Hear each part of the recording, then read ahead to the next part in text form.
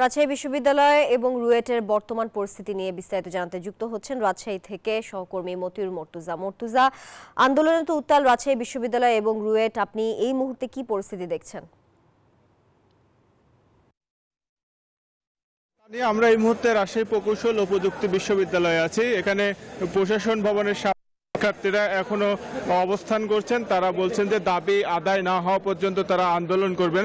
তারা 12 দফা দাবি জানিয়েছেন যে পরীক্ষায় কোডিং সিস্টেম চালু, সেমিস্টারের রেজাল্ট ও গেটশিট দ্রুত প্রকাশ, খাতা রিভিউ করার সুযোগ দিতে হবে এবং এর পাশাপাশি তারা বলেছেন যে স্বৈরাচারের দোষর যেসব শিক্ষক কর্মকর্তা রয়েছেন তাদের বিচারের আওতায় আনতে হবে। এর পাশাপাশি কিন্তু তারা বলছেন যে কোডিং সিস্টেম চালু না হওয়ার ফলে শিক্ষকরা ইচ্ছামতো শিক্ষার্থীদের নম্বর দিচ্ছেন, শিক্ষার্থীকে ফেল করে দেওয়া হচ্ছে। তো সেই সব ফেল করা শিক্ষার্থীরা কিন্তু আত্মহত্যার পথও বেছে নিচ্ছে অনেক সময়।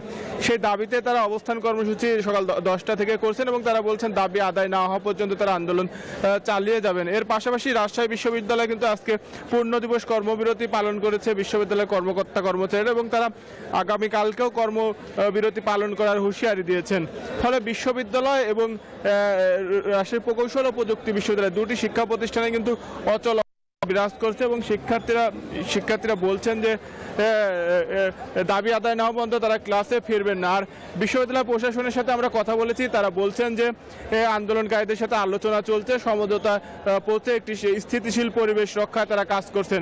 এই ছিল রাজশাহী প্রকৌশল ও প্রযুক্তি বিশ্ববিদ্যালয় থেকে সর্বশেষ। তানিয়া।